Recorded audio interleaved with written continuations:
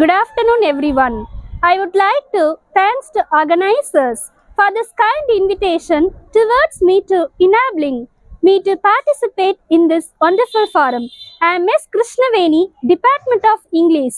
I am here to represent in my views about very fascinating topic, Jawaharlal Nehru. Jawaharlal Nehru is our lovable father, but children called him lovable.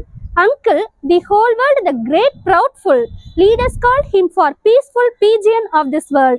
Violence, world he never, don't like, for was he always like. He is a grateful, solid freedom struggle. He was participated in many freedom strike events. He is the most trustful person of Mahatma Gandhi ji. Mahatma Gandhi ji was a Panditar. Jawaharlal Nehru is a very good man and a very good leader, legend of this world. Thank you so much. 1,000 miles of journey starts with a single step. I would like to thanks to African American slavery. Slavery in historical practiced in many different parts. Africa slavery, domestic and court purpose, widespread throughout. Spans many cultures. Him, uncle. Thank you so much. முக்கணிகளிலும் சிறந்ததுமா, ஆங்கில மாதங்களில் சிறந்தது மே, தமிழ் மாதங்களில் சிறந்தது தை.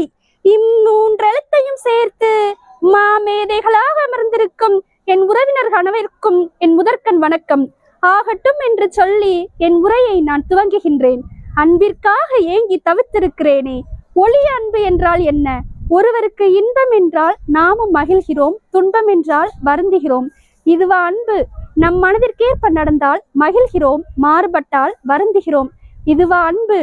குறுகிய காரணம் கருதிய எதிர்பார்ப்புகளுடன் கூடிய சுயநலமான அன்பு. அப்படியானால் உண்மையான அன்பு என்றால் என்ன? மறுபடியும் சுவாமிகளை அணுகுகிறேன். சூரியனை எடுத்துக்கொள்வோம். அது தனக்குத்தானே சுழன்று கொண்டிருக்கிறது. அதற்கு இன்பமும் இல்லை, துன்பமும் இல்லை, கூடலும் இல்லை, பிரிதலும் இல்லை, ஏற்பும் இல்லை, முரணும் இல்லை, எதிர்பார்ப்பும் இல்லை, ஏமாற்றமும் இல்லை, உதவுகிறோம் என்ற எண்ணமும் இல்லை, கைமாறு கருதுவதில்லை, வேண்டுதல் இல்லை, வேண்டாமை இல்லை, உயர்வும் இல்லை, தாழ்வும் இல்லை. அத்தகைய உயர்ந்த விரிவான அன்பு எல்லோருக்கும் சாத்தியமா? என் போன்றவர்களுக்கு அது சாதாரணமாக கைகூடுமா? அத்தகைய விருந்த நிலையை அடைவதுதான் மனித பிறவி நோக்கம். அந்த முழுமை பேற்றை அடைவதற்குத்தான் பயன்படுகிறோம். பேச பழகிய மாதாவுக்கும், பேச்சு பிழை நீக்கிய பிதாவுக்கும், பேச்சு நாகரிகம் கற்றுக் கொடுத்த குருவுக்கும், இந்த மேடையில் பேசும் வாய்ப்பை ஏற்படுத்தி கொடுத்த இறைவனுக்கும் என் மனமார்ந்த நன்றிகள். Aim the star and shoot the tree. நட்சத்திரத்திற்கு குறிவை, மரத்தை சுட்டாலும் பரவாயில்லை என்பார்கள். குறி வைப்பதே முக்கியம். நான் நட்சத்திரத்திற்கு குறி வைத்தேனா?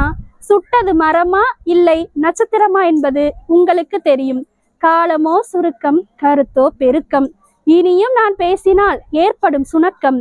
பேசி முடிக்கின்றேன். வணக்கம்.